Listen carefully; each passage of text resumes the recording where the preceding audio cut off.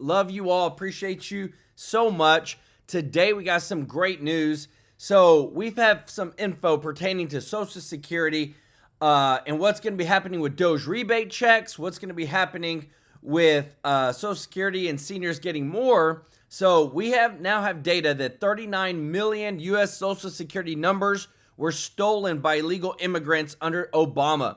And tens of millions more were stolen under Biden. And now Elon and Trump are moving to purge every single non-verifiable Social Security number from the system to claw back money from non-citizens to give back to citizens in a huge move to help keep Social Security solvent. This is insane. Such great, huge news for those on Social Security. The black market for Social Security was booming under these Democratic presidents, but as illegals have stolen not only the numbers, but more of the identities. And then what did they do? They ended up taking the money and then fleeing the country and then still drawing benefits. Well, that is coming to an end. And this is Trump's way of, again, giving back to our seniors through no tax on Social Security and making sure that that system is solvent, which is huge, amazing news.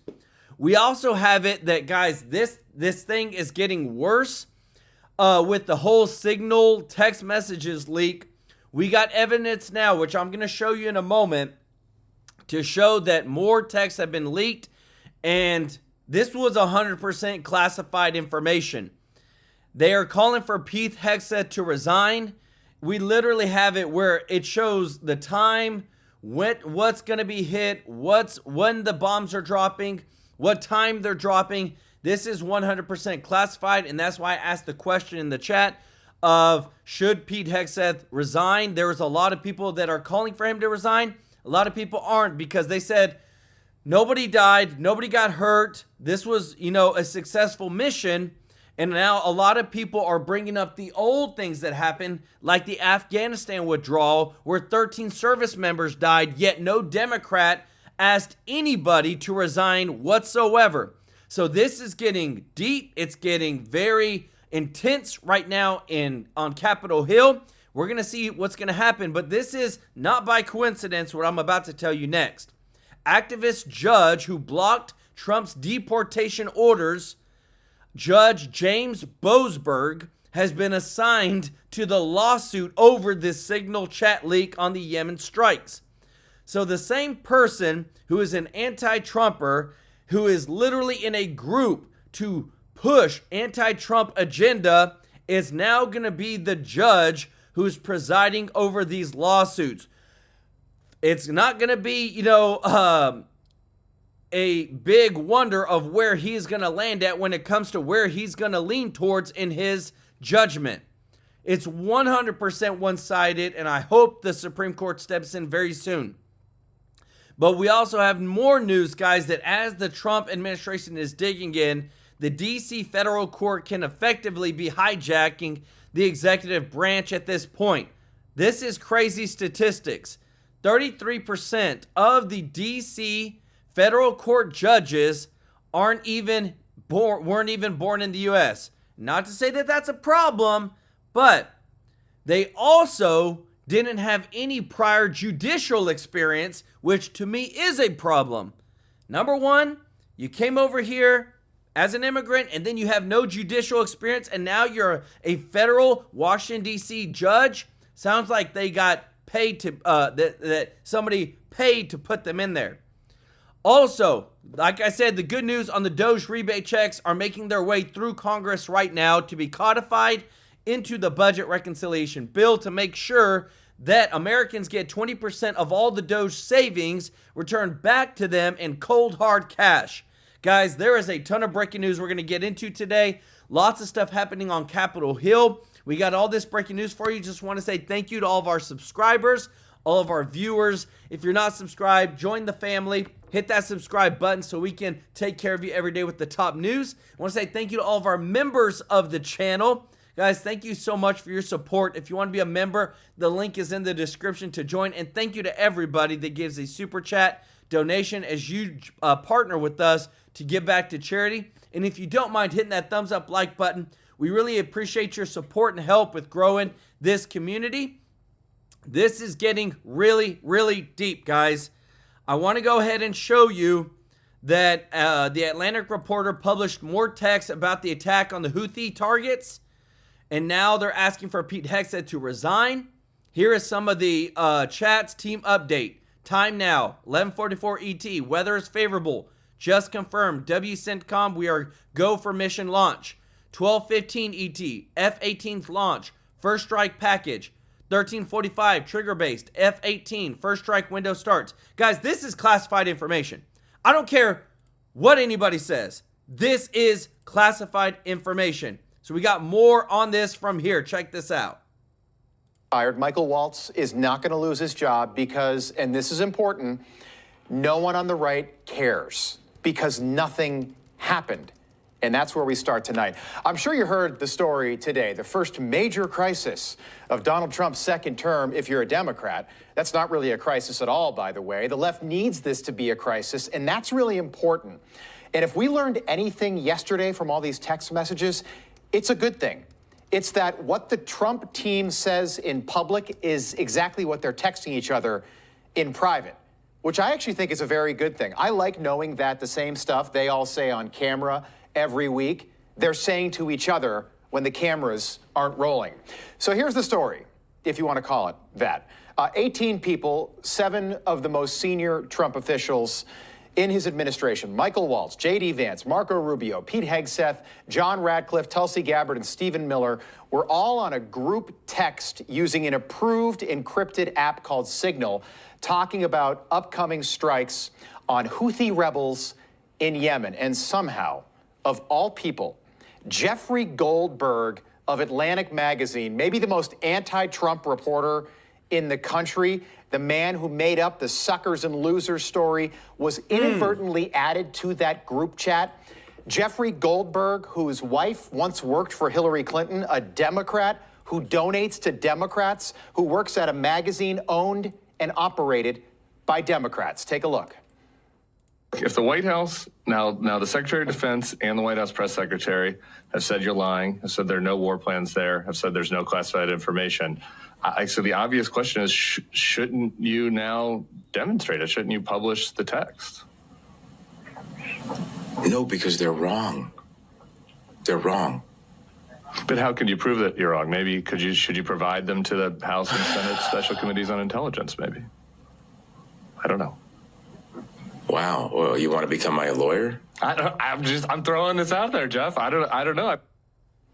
Okay, Democrats, right there. Goldberg writing yesterday in The Atlantic, the Trump administration accidentally texted me its war plans. I didn't think it could be real, then the bombs started falling. White House Press Secretary Caroline Leavitt responding to those claims this morning, tweeting that no war plans were discussed, no classified material was sent to the thread, and that the Houthi strikes were successful and effective, terrorists were killed, and that's what matters most to President Trump. But Democrats have been waiting for this moment for the last 65 days. Finally, a moment to try to attack Donald Trump and the administration. But don't be fooled by the spin today. Nothing really happened here. I don't care if some Republicans are saying this is a really bad thing. It's not, and I'm going to explain. The mission was a success. Nobody got hurt except the Houthis.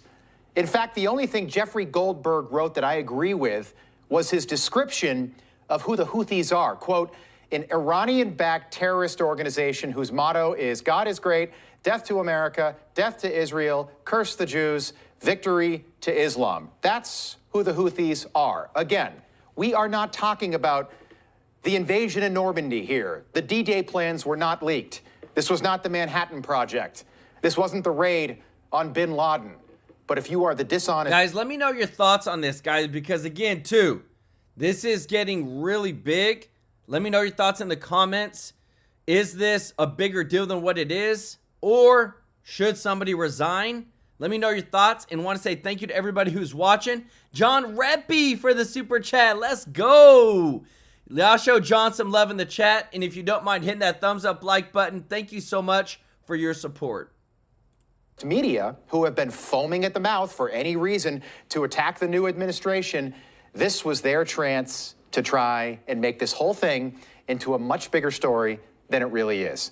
MSNBC writing that Team Trump's group chat debacle is an advertisement to America's enemies. His first administration was sloppy with America's secrets. His second is even worse. Wow, MSNBC, you really got him there.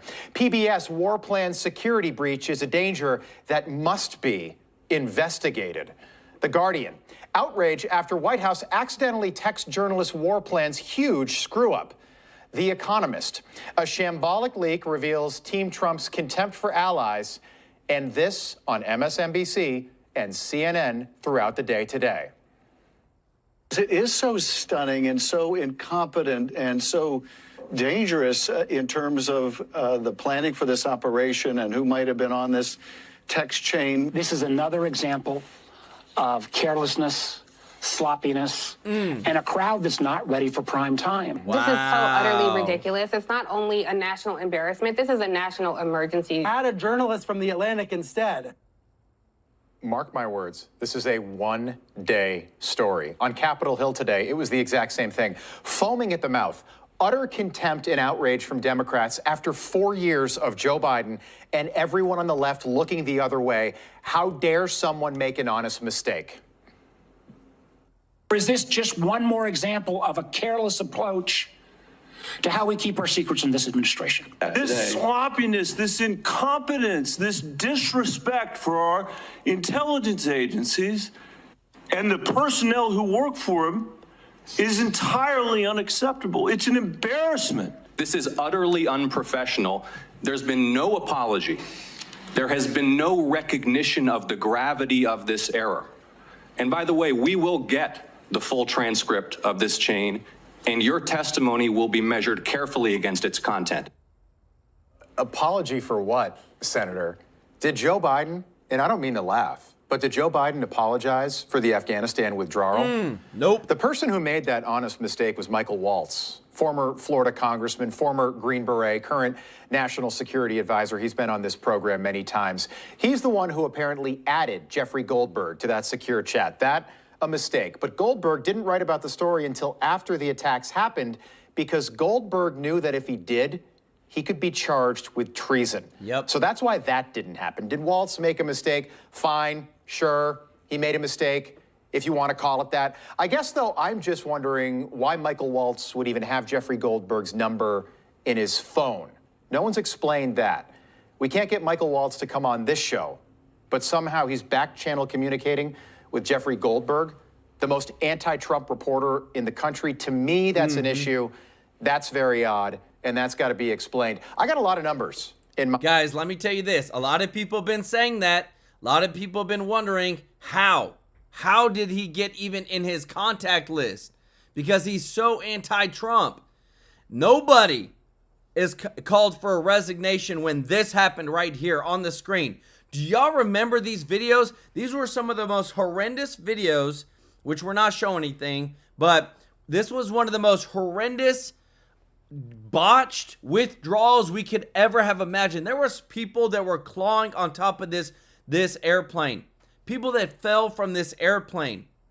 We don't know if they died or not, but I don't like their chances. But nobody was asked to resign over this botched withdrawal, and even Biden came out and said it was a success. So I don't want to hear it when it comes from these hypocrites that all they're focused on is what could have happened, when nothing happened. And you know what? Goldberg knows that if he would have said something, he would have been in jail, because you do not reveal that type of stuff when it comes to the United States. And now that it's over and now that it's done, he wants to reveal it and say, well, guess what? We did a good job. Nothing happened. Unfortunately, this happened. We need to fix it, get better, own it, and then move on. Because there's a lot of other things that we need to be focused on. The other thing that's happening really big right now on Capitol Hill, guys, is that Marjorie Taylor Greene is going off because you have been paying, as the taxpayer, for propaganda against Trump. You have been paying for all these ideologies through PBS, through NPR, and now we're finally holding these people accountable, and they're about to be cut off. Check this out. 5 minutes of questions. Ms. Marr, Your public statements and social media posts reflect left-wing ideology and blatant opposition to free speech. After all, you were the head of Wikipedia for many years, which is a platform that doesn't tell the truth. Let's walk through some of your statements so the public can understand your personal views. Guys, listen to this. You said your fellow Americans just elected Donald Trump as president again this past November. You called him a deranged racist and sociopath. You posted on X that America is addicted to white supremacy. It's appalling. You've publicly chastised using the phrase boy and girl, which you said erases the language for non-binary people. And if you didn't know, she's speaking to the person that leads NPR. The person that's supposed to be non-biased. That's who she's calling out right now. And it is 100% biased towards left ideologies. And it's about time she has to answer for her blatant disregard of Americans' taxpayer dollars to get the real news. There's only two genders, by the way. Ms. Marr, the federal funding that your outlet receives comes from all American taxpayer dollars, not just from your viewers who support such statements as these. Let me inform you, and that your federal funding is also paid for by the other half of the country, the 77 million Americans who voted for President Trump, someone you called a deranged, racist sociopath. Ms. Marr, many find your pro-censorship and anti-free speech views more concerning than your politics. The only speech you like seems to be speech that you agree with. In 2021, you called the First Amendment the #1 challenge in American journalism. Free speech. Because it makes it hard to crack down on bad information. You said in a TED Talk that our reverence for the truth might be a distraction. You've also expressed support for deplatforming individuals you view as fascist. Who do you think should be charged with cracking down on so-called bad information? Is it NPR? Is it the government? Is it you, Ms. Marr? Congresswoman, Madam Chair, thank you so much for the opportunity to address this. I know. Is it up to you and NPR to crack down on bad information or decide the truth? Answer the question, yes or no, Ms. Marr. Absolutely not. I'm a very strong believer in free speech, and I believe that more speech. Your public statements say otherwise. That's true. Ms. Marr, in 2021, when speaking at an Atlantic Council event, you said that when you were CEO of Wikipedia, you took a very active approach to disinformation and misinformation. During the COVID pandemic and the 2020 election, you said you censored information through conversations with government. Which governments were those, Ms. Marr? The Biden administration, yes or no? Madam Chair, Wikipedia never censored any information.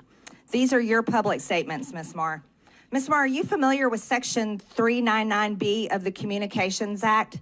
It prohibits non-commercial education broadcast stations, NCEs, from airing commercials on behalf of for-profit entities.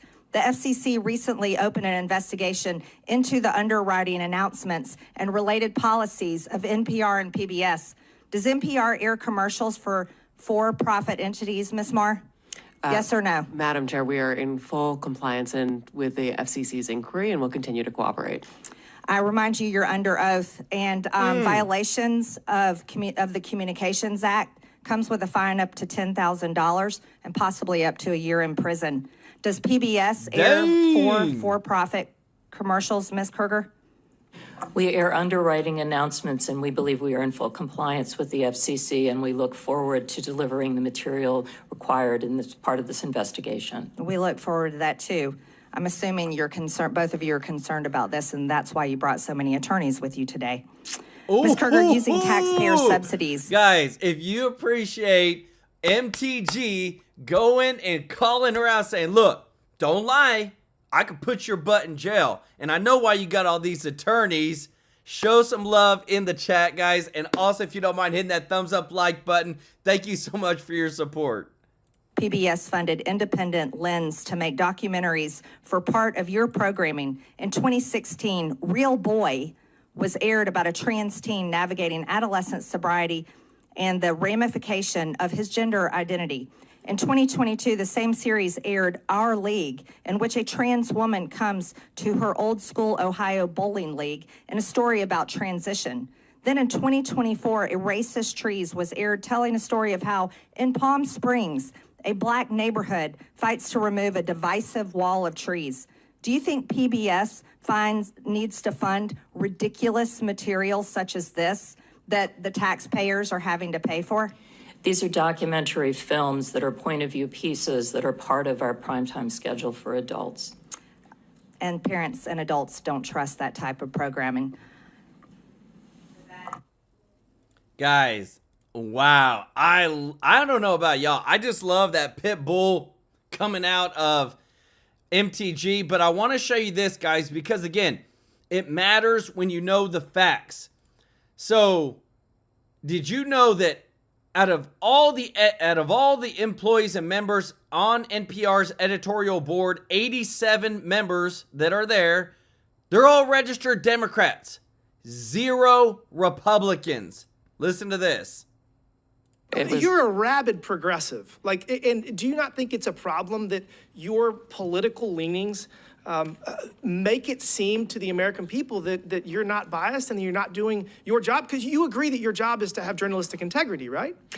Absolutely, but there is a strong firewall between the newsroom and anything that I Let's talk about the newsroom. You have 87 registered Democrats, not a single Republican in your editor board. So, I mean, how does that work to give us the perception that you're doing your job of actually delivering unbiased information? Well, I would agree with you that that number is a concern if it is accurate. I do believe that we need to have journalists who represent the full breadth of the American society so that we can report well for all Americans. Well, I think that you are failing. I realize you've only been there for a year, but I just really think that while it is a small portion of your budget, you very much should expect to restructure your revenue streams, because I don't think that NPR is necessarily worth saving. You're a rabid progressive. You hear that?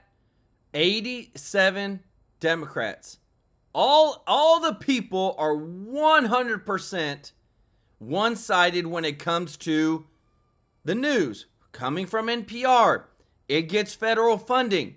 This is the type of stuff that we have no idea, but when they push all their ideologies and when they push all their certain movies and their certain editorials, and then they get quoted by left-wing news media outlets, and then everybody thinks that NPR is the gold standard. It's all one-sided. But the thing is, what are they doing? They're doubling down, guys, on what's going on when it comes to their ideologies. Check this out. That's historic loss in November should have been their wake-up call. No more identity politics. But Jasmine, not to be confused with Davy Crockett, can't help herself. She's crying on stage, blaming Kamala's loss on bigotry. When I tell y'all, I'm getting emotional, that I traveled this country because I knew it was gonna be bad. I didn't know it was gonna be this bad, but I knew. And I knew that the obstacles were going to be even greater because not only was it a woman, but it was a woman of color. Come on, Jazzy. Kamala didn't lose because she was a black woman. The only reason she was VP in the first place was because she was a black woman. That's true. That's what Joe Biden said. Most Americans saw right through Kamala's phony campaign. The only one who didn't was Kamala. A new book by Biden's biographer is giving us an inside look at the night Kamala lost. Quote, the moment of truth came just after midnight. O'Malley Dillon huddled with her two best analytics experts. They were her barometer, her North Star. And when they told her they did not see a path, O'Malley Dillon knew there wasn't one. She called the vice president. We're down in the blue wall states, and we're not going to be able to make it up, she said. Oh, my God, said Harris. What is going to happen to this country? The golden age. That's what happened. And most of us are happy with it. Kamala's loss signaled the official implosion of the Democratic Party. Liberal voters don't want establishment types and retreads. They want populist outsiders who talk about working class issues. Stephen A. Smith says if he runs, it'd be a layup. Do I believe that if I committed myself to knowing politics the way you and others know it, do I believe I could win a Democratic nomination? Hell yes. Particularly the state of affairs that exists, I think it would be a cakewalk. I think I'd take them all out. I really, really believe that. I think so Democrats too. are leaderless, scattered, and have no vision for 28. But some Democrats like Crockett are in denial. I think that what you see as a whole when it comes to Democrats is that we are really hard on ourselves, right? Think of us as, everyday people who look in the mirror and we see all the imperfections. That is what we do as a party. And it's a blessing and a curse. It's a blessing in the sense that we put up some of the most qualified people to run for office. Oh, that's because a we lie. are so critical. Dang. Democrats need to revamp if... Guys, I don't know how they lie so easily. Most qualified Kamala Harris? Are you kidding me? She couldn't even get a sentence out without a teleprompter. That one time she kept saying, and again, and again, and she's starting to freak out because the teleprompter's not going. She said, yeah. And she just started clapping. Like, people,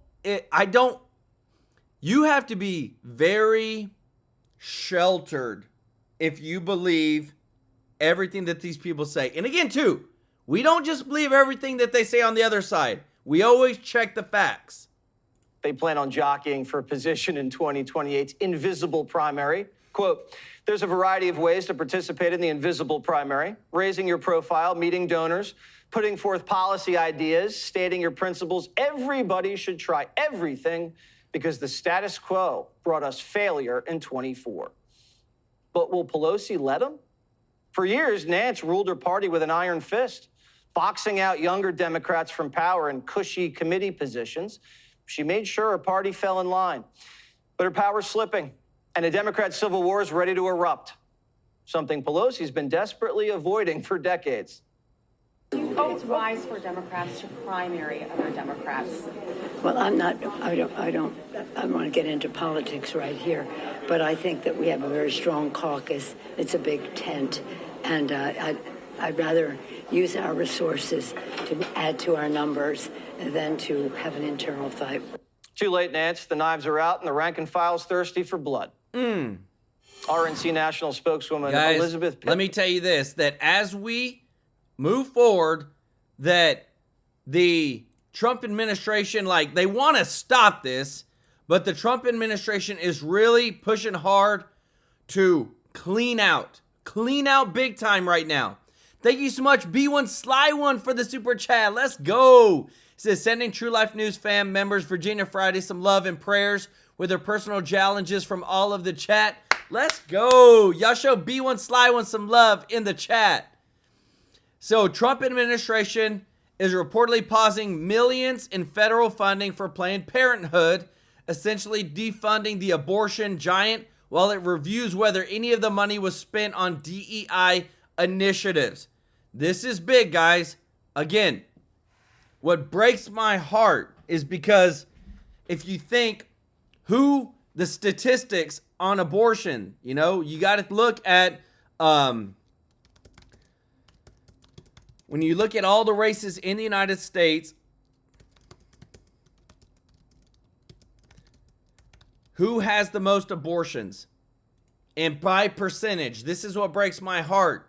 Because if you look into the origins, it literally says that black women account for the highest percentage of abortions, 41.5%. Then it's Hispanic, 30.2%. And then when it comes to white women, it's 21.8%. Like, that's insane. It is very, very crazy the amount of statistics that we see because of this and what's happening to our citizens, to our babies and things like that. But again, too, Trump is making sure that he's holding everybody accountable. And a lot of people say pro-life, pro-choice. It doesn't matter. If there's always going to be something there. There's always going to be an option somewhere in some state. But the thing is that are federal dollars being used? Because I don't want my money going towards that. And I think that I would rather my money go towards helping moms and others be able to survive and be able to make it and not be fearful of having a baby or something like that. That's why on this channel we gave to New Beginnings. And New Beginnings helps out with all this type of stuff. And whenever I look at, okay, the political landscape is getting really, really crazy right now. Again, who's in leadership? What are their morals, values, and principles? Are they aligned to America? And then let's go from there. Check this out. Good morning, Chairman. Good morning, Lawrence. So let's look at some of these injunctions by the court. And I think it tells a story. When you look at Trump's first term, we're talking about 64 injunctions. And you compare that to Bush's entire term, you got 6, Obama with 12, and Biden with 14. Already right now, Trump is at 15 for the second term. So what's going to be done?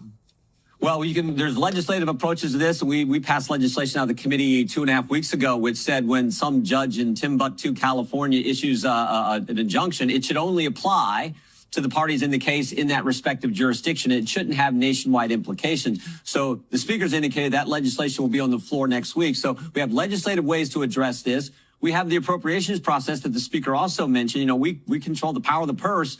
And we may want to look at the money that goes to the courts and judges. We don't want to jeopardize justice for the American people. And we certainly don't want to jeopardize any security concerns that justices have. We all remember what took place after the Dobbs leak with Justice Kavanaugh. But there may be some areas we can look at there. And then finally, the third lever we have as the legislative branch is oversight. And we plan to have hearings starting next Tuesday on this broad subject where we look at some of these what I would simply call ridiculous orders. I mean, Judge Boasberg, he basically said, well, he did say, turn the plane around, bring bad guys who were here illegally, who did terrible things, turn the plane around and bring the bad guys back to the country. That makes no sense when you think about the commander-in-chief and his constitutional authority, the authority he has under the statute, the Alien Enemies Act, made no sense. So we're going to look at that as well. Mr. Chairman, why can't we get some type of bill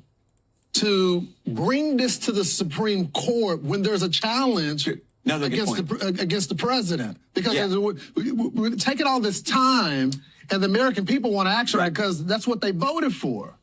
In the legislation sponsored by Representative Issa that we passed on the injunction issue, we also have some expedited review in there. If you got some state attorney generals bring that. So we're also looking at the broader approach. Is there an expedited review process so the appellate courts can see this get these issues done in a faster manner and get it to the Supreme Court in a much quicker fashion? So yeah, we're looking at that issue as well on the legislative front. Let's talk about the review when it comes to this judge who wanted to block the flights. All right. The president has declared the Alien Enemies Act. These people aren't citizens, right? So based on that act, he has the authority to skip some due process there. What's going to happen in a case like that? Or even with Marco Rubio, when you got a guy that's coordinated with Hamas, he's on a green card, he lied on his forms. Shouldn't the executive branch have some discretion here? Yeah, the commander-in-chief, and after all, he campaigned on this. The American people elected him to do this. Article 2, Section 1, first sentence, executive power shall be invested in the president of the United States. So a strong constitutional ground, strong statutory ground. And you're right, these guys are here illegally, and they're not Boy Scouts. They're really bad guys. Yes. And this judge says, no, bring them back here. I got to check it out. And by the way, this is the same judge. This judge is the one who was there 8 years ago with the whole FISA court Trump-Russia baloney. This is the judge that allowed the crazy dossier to be used as a basis for going to spy on a presidential campaign, President Trump's campaign. So there's the history there. It starts to look like this judge is operating in a political fashion. And we want to look at that as well in our hearings that we plan to start again next Tuesday. Mr. Chairman, thank you so much. Guys, I'm telling you, this is what I really like about what's happening is that it's kind of unraveling the entire spectrum of what our system is. How does it even operate? People have no clue. Trump's doing his thing. Now we're going to see he's getting hit by these federal district judges. We're going to see how does the political system actually work? Because right now we're seeing there's a lot of chaos right now, and we need to settle the issues on a lot of these things. I wanted to show you this, guys, because somebody posted this. I said, is that not dang right? Democrats who love America become Republicans. If you appreciate this, guys, if you don't mind hitting that thumbs up like button, thank you so much for your support. Ronald Reagan, Tulsi Gabbard, RFK Jr., and Donald J. Trump were all Democrats who flipped because the Democrats, when you get into the politics of it all, they do not want an America First agenda. They want a global agenda. They want a one world agenda. That's not how America operates. And they all turn to be Republicans. So this just shows us, guys, again, as we dig deeper and deeper and deeper into all the news, into all the evidence that we have, even this point right here, this happening, guys, this didn't happen by chance. 39 million Social Security numbers stolen by illegal immigrants under Obama. This right here, all the invasion that came in, that's what it was. It was an invasion, did not happen by chance into the United States. They allowed it to happen. They wanted it to happen. And what I'm so happy about is that we're finally getting a president and a team to do something about this. Because if not, Social Security becomes insolvent. People don't get their checks. Our seniors who literally paid into the system their entire lives are the ones who get screwed over. And now as we start moving forward into who's going to be running what, this is what I love too, because we got some pit bulls, guys. We're calling them out in Congress like our boy John Kennedy. Check this out. Thank you, Mr. Chairman. I apologize for having to miss the testimony of some of you, and I appreciate you coming today. Professor Franks, let me ask you, I listened to your and Ms. Hemingway's testimony and Professor Turley, so I got part of it. As I understand it, your position, Professor Franks, is that I think you used the word myth. It is a myth that the Biden administration used government to compel speech, private speech, but that the Trump administration is doing that. Is that a fair characterization? Yes, that's correct. Okay. Do you think perhaps you're allowing your personal political beliefs to affect your objectivity here? No, I do not. What is guiding my answers here is that I'm looking to see what the Supreme Court has said. You notice that in the testimony about the censorship industrial complex. I got that part. I just want to clarify. No, but I've only got 5 minutes. Your answer is no, as I appreciate it. Arlen, let me ask you a couple questions. You wrote a law review article in December of 2023 for the New York University Law Review, and it was about the two cases, Bruin, Supreme Court case, and Dobbs. Remember that article? Yes, I do. Okay. In this article, you said, I'm going to quote your words.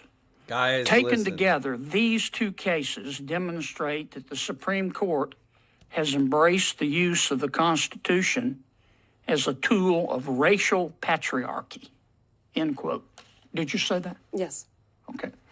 And then you went on to say, quote, when the Supreme Court declares that there is a constitutional right to armed self-defense in public, it openly embraces and promotes a culture that privileges white men's ability to terrorize and kill those that they perceive as threats, close quote. Did I read that correctly? I believe so. Thank you for reading. Okay. And did you also say in that article, I'm going to quote again, quote, by simultaneously expanding white men's right to kill and constricting women's right not to die, this Supreme Court referring to the current United States Supreme Court, has turned the Constitution into a homicide pact as well, close quote. Did you write that? That sounds like me. Okay. She looks so pretentious. In November of 2024, you tweet, don't you? I'm not sure what the current terminology is It's for it, called but a yes, post. I am sometimes on the social platform that was formerly known as Twitter. Yeah, you're on a lot, aren't you? I'm not sure what the relevance of that is. You're trying to be provocative on there, don't you? Oh. Again, I'm not sure what the relevance Well, of this let question me is. show you the relevance. On November 7th, 2024, from your tweet, here's one of your tweets at 2:41 p.m. Quote, "The majority of Americans hate women. The majority of Americans hate women more than they love anything, Wow. including democracy." Close quote. Did I read that correctly? I am not sure what this has to do with the subject matter of this. Did you say it? I do not have those words in front of me. I probably said something along those lines, but Yeah, what is you the said it. relevance of Here that it to is, this big hearing? as Dallas, right there. Yes. Wow. But your political beliefs don't impact your feelings about President Biden or President Trump. I don't have feelings about either of them. What I have Sounds is to me like you have your favorite feeling is anger. Let me ask you this. You issued another tweet. This was in May of 2022. Dang. You've just been tweeting up a storm. You said, quote, "There's a reason why the conservative-dominated Supreme Court thinks the Constitution does not contain a right to an abortion, but is convinced that it contains an individual right to possess firearms. And that reason is white male supremacy," close quote. Did I read that correctly? Is there a question in this? Did I read that correctly? Is there a question that is relevant to this hearing? Did I read that correctly? Do you really think that the United States Supreme Court, you're an officer of the court, is guided by white male supremacy? I believe that the First Amendment prohibits the president Did you and other say state that? officials for punishing people for Did this. you honestly say that, Professor? And you expect us, that the First as a Democratic witness, to take you seriously? Are you kidding me? I believe that you should take You the First heard of Amendment curb your seriously, sir. enthusiasm? Here's my saying, curb my nausea. I believe that you should The take time the First has Amendment expired. Thank seriously. you. Senator Durbin.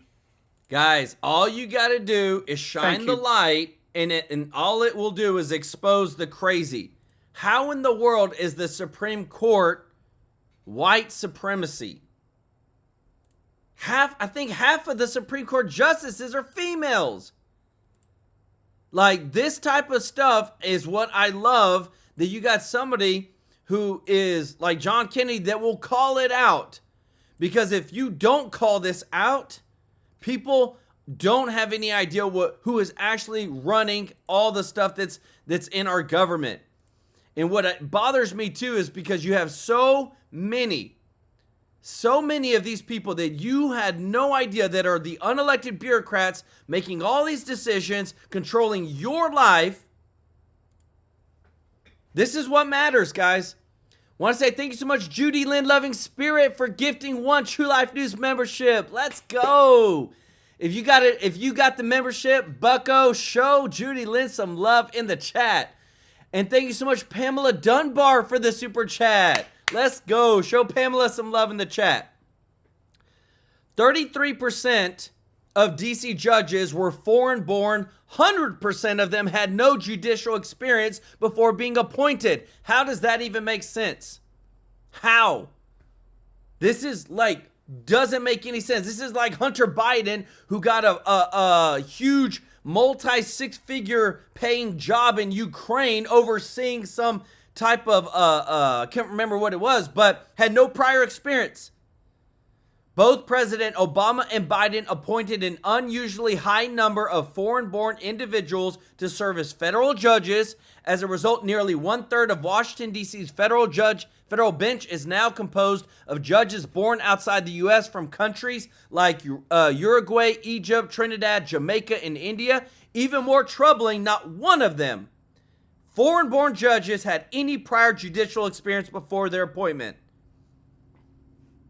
It's not by chance, guys. This, to me, is corruption. This, to me, let me know your thoughts, is swaying the courts in a certain way.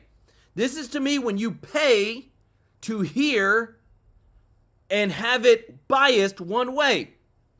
If you appreciate this, guys, if you don't mind hitting the thumbs up like button, we really appreciate your support. This, to me, is what people need to know.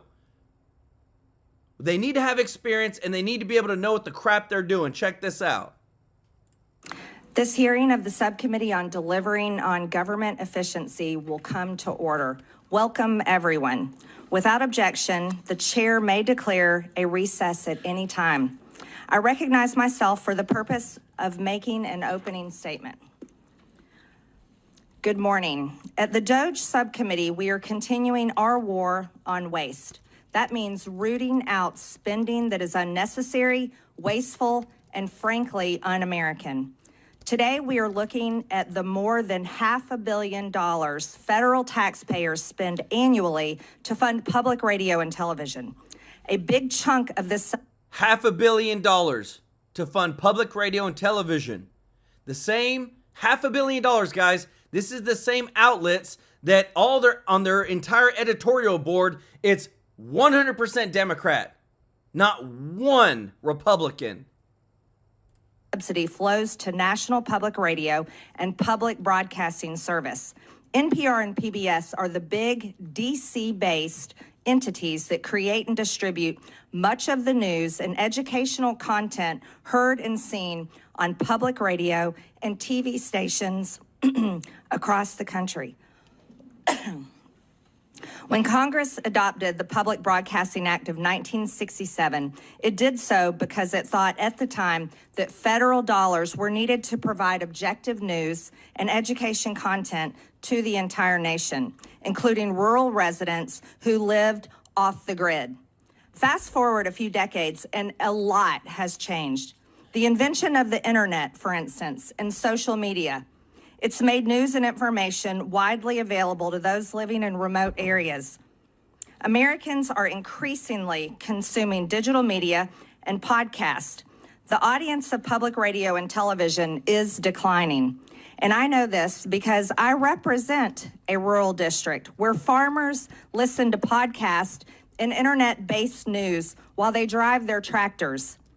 At the same time, NPR and PBS have increasingly become radical left-wing echo chambers for a narrow audience of mostly wealthy, white, urban liberals and progressives who generally look down on and judge rural America. PBS News is not just left-leaning, but it is actively uses taxpayer funds to push some of the most radical left positions, like featuring a drag queen on the show Let's Learn, a show targeted toward young children ages 3 to 8 years old. I want you to know I grew up watching children's programming on PBS. That's so And creepy. as a mother who raised 3 children, I felt confident that I could leave the room while my own children were watching children's programming on PBS. But I can tell you Not today. right now, Ms. Kruger, specifically, as a mother, if I had walked in my living room or one of my children's bedrooms and seen this child smack predator 'em. and this monster targeting my children, I would become unglued. And that is how most parents feel all over this country. 100%. There is nothing normal. There is nothing right. There is nothing that is mentally right about an adult male dressing up in drag as a female and wanting to perform to children. Nothing about that is right. You want to go do your drag at your home or in certain clubs where it's adult, go do whatever the heck you want. That's adult. But whenever it comes to, this is borderline pedophilia, in the sense that these sick people want to perform to children, not adults, to children. And again, too, I'd be the same exact way, because a grown man, looking like this, and they don't want to perform for adults. They want to perform for children. This is the crazy ideology that these Democrats and PBS literally put with your taxpayer dollars. This is not the only example of them sexualizing and grooming children. They've been doing it for over the last decade. In 2015, PBS produced Frontline, put out a documentary, Growing Up Trans, that takes viewers on an intimate and eye-opening journey inside the struggles and choices facing transgender kids and their families. This means that PBS is one of the founders of the trans child abuse industry, all while taking taxpayer money. Brainwashing and transing children is an issue so hated by parents across the country that it was a driving force in the landslide Republican and Trump victory in the 2024 election cycle and presidential race. The news that these entities produced is either resented or increasingly tuned out and turned off by most of the hardworking Americans who are forced to pay for it. They no longer view NPR and PBS as trusted news sources. Nope, not anymore. And again, too, guys, the more that we uncover this Doge subcommittee, this is what they're purely focused on, is bring all of the evidence to the table. Thank you so much, Pamela Dunbar, for the super chats. Let's go. Multiple. Y'all show Pamela some love in the chat. Jim Arnold, welcome to the family. Show Jim some love. And Michelle Eisner, thank you so much for the super chat. Let's go. And Elisa Young for being a member for 3 months on the TrueLife News channel, guys. Show them some love in the chat because, guys, we're in a fight of getting to the truth. One of the things that I want to show you this because, again, this is like stuff that's popping out. The rapid response team from the White House posted this, and I want you to see things as they're breaking because it's super important. And thank you so much, Bernice, for the super chat. First timer. Y'all show Bernice some love in the chat, guys. Y'all are so amazing. Check this out. You know, there's so much talk about this Atlantic article and about things that were said and that could have happened instead of a focus on what did happen. So my responsibility as CIA director, one of its responsibilities is to kill terrorists. And that's exactly what I did along with President Trump's excellent national security team. That's what we should be focused on. With regard to that article, I also would appreciate the opportunity to relay the fact that yesterday I spent 4 hours answering questions from senators as a result of that article that were intimating that I transmitted classified information because there were hidden messages. Those messages were revealed today and revealed that I did not transmit classified information and that the reporter, who I don't know, I think intentionally intended it to indicate that. That reporter also indicated that I had released the name of an undercover CIA operative in that signal chain. In fact, I had released the name of my chief of staff, who is not operating undercover. That was deliberately false and misleading. And I appreciate the opportunity to reflect that my answers haven't changed. I used an appropriate channel to communicate sensitive information. It was permissible to do so. I didn't transfer any classified information. And at the end of the day, what is most important is that the mission was a remarkable success, is what everyone should be focused on here, because that's what did happen, not what possibly could have happened. Boom. Guys, the rapid response team from the White House, that's what they posted. Thank you so much, T. Mark Kurth, for joining the TrueLife News family, and Warrior Woman for JC for upgrading your membership. Let's go. Y'all show them some love in the chat. Because I'm telling you this, guys, more news is coming out. We're bringing you the truth as it's breaking because it's so important that you know what's actually going on. Check this out. Heard about the Signal chat that Jeff Goldberg was added to. He's the far-left Atlantic journalist that has published a number of hit pieces on Trump. Today, liberal senators used this piece and worked themselves into like this tizzy and they wet their pants in a Senate hearing that was supposed to be about world threats. But instead of that, they were trying to make this like the new chat gate, like it's some massive national security breach. It's not, okay? Folks, I know a thing or two about classification. It was my job for many years. It's not a thing. Like, I've spoken to multiple people in classification roles in the government today, and no one is worried about any specific breach of intel or planning, as the libs are trying to make this out to be. Just a normal day at the CIA where we chat about this kind of stuff over Signal. In fact, it's so normal that the last administration left it here for us. That's your testimony today. That's your testimony. No, that's Senator. not my testimony. That's what you said. I didn't say any of those things that you just related, Senator. I heard you. Whatever. I mean, this is seemingly like they all forgot about the fact that we smoked a bunch of bad guys that were stopping an international shipping channel and killing people and taking their vessels. I mean, your welcome is in order from the left. But while all these senators, they were grandstanding, not one of them could point to a specific thing that was actually classified, because that's how classification works. A specific item has to be classified and why it's classified, not just the jurisdiction of it was like a discussion of, hey guys, remember that thing we talked about doing eventually? Yeah, we're going to do that because we can. Oh, by the way, we think Europe is weak. That's what this conversation was. It was not classified information. Go read the text chain for yourself if you think otherwise. There's nothing there. It's got a bunch of emojis in it. That said, there is legitimate concern about how or why Goldberg got added to this chat in the first place, and I'll get to my theory on that in a minute. But it's even more rich that all these senators seem to think that Signal was not an authorized app. Well, according to CISA, this is the government Cybersecurity and Infrastructure Security Agency. Yes, it's not lost on me that they use the word security twice in the title, but that's government. Before Biden left office, they issued guidance that urged government officials to switch to that secure messenger app. And it was even installed on many government devices issued to the people in that hearing today.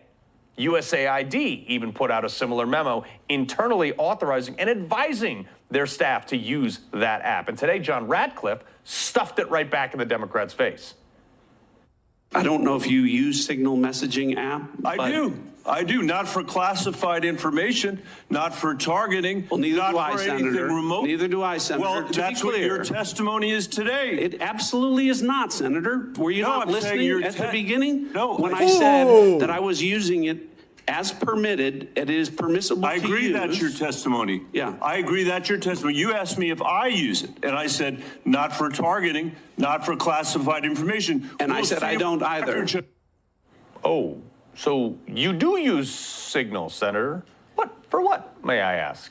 If you said it's not classified, so surely you can tell me. Do you log that into public records? I mean, what's it for?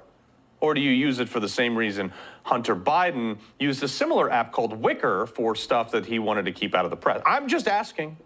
Is that your testimony today? But what I find hilarious is that almost all of the people spouting off about Twitter, and apparently these Democrat senators too, none of them seemingly even bothered to read the entire article, nor the text message associated with it. They just read the headlines. Because if they did read the whole thing, they would promptly realize that this was, first off, such a gloating piece. I mean, what an arrogant man. The Trump administration accidentally texted me its war. Give me a break. Trying to flash what the overeducated journalism industry passes off as depth. The use of giant words that I guarantee this dude had to look up. He was probably so proud of himself. He wrote this. After reading this chain, I recognized that this conversation possessed a high degree of verisimilitude. What the heck? Dude, just use a normal word like authentic or true or real. I'll be honest, I had to look this word up, which that's exactly what these squinty liberal writers live for. Oh, look at how educated I am. Education and intelligence are totally different, pal. You can kick rocks. This was the most smug part, talking about Mike Waltz, too. He wrote, I have met him in the past, although I didn't find it particularly strange that he might be reaching out to me. I did think it was somewhat unusual given the Trump administration's contentious relationship with journalists and Trump's periodic fixation on me specifically. Okay. Oh, look at me. I'm such an important journalist. I wouldn't be surprised if the National Security Advisor reached out to me. Though the president knows me. He also hates journalists. Get lost, dude. This president has been more available to journalists than any... Guys, if you appreciate this, if you don't mind hitting that thumbs up like button, thank you so much for your support. ...other in the history of America. But since you cited why the president might know your name, let's look at that. He might remember you for not such great reasons. Secretary of Defense actually mentioned this when asked for comment. You're talking about a deceitful and highly discredited so-called journalist who's made a profession of peddling hoaxes time and time again, to include the hoaxes of Russia, Russia, Russia, or the fine people on both sides hoax, or suckers and losers hoax. So this is the guy that peddles in garbage. Yeah, let's look through some of those. You remember the hit piece on Trump regarding the suckers and losers comment about dead soldiers from 2020? That was a lie. The one that was debunked by literally everybody that was there. Goldberg was the guy who published that. He reported that Donald Trump called American soldiers killed in action suckers and losers, citing 4 anonymous sources. Now, those sources didn't really appear to exist at all, actually. And it was solely sourced to John Kelly after he was fired. Goldberg also took the side of General Mark Milley when he openly said that as the chairman of the Joint Chief of Staff, would warn China of Trump's plans if he didn't think it was the right course of action. Are you kidding me? That's literally blatant insubordination to the commander-in-chief, and it borders on treason. But there was Goldberg praising that. He leaned into...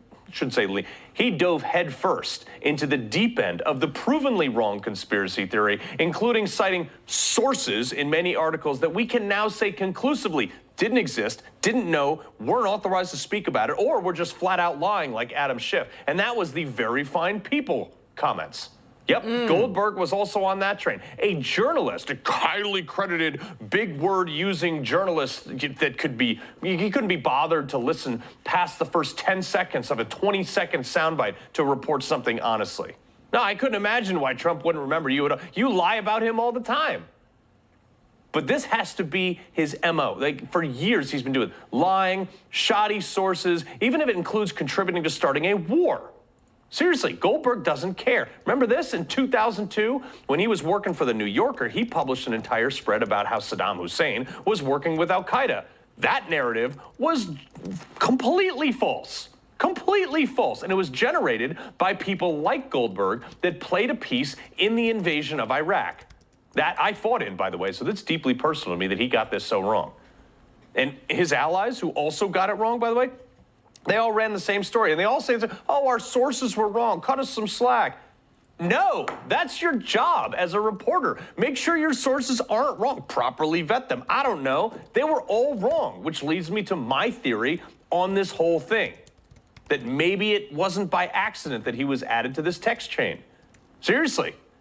I know a lot of people on this text chain personally. They're not stupid people. Yep. Seriously, have you ever gone to text your family, you type in the wrong bill or share? They don't just hit Wendy when you're looking for Sarah. And I doubt this guy is a frequent user that pops up, this person for anyone in the Trump admin that would be auto bump to the top of your regular senders.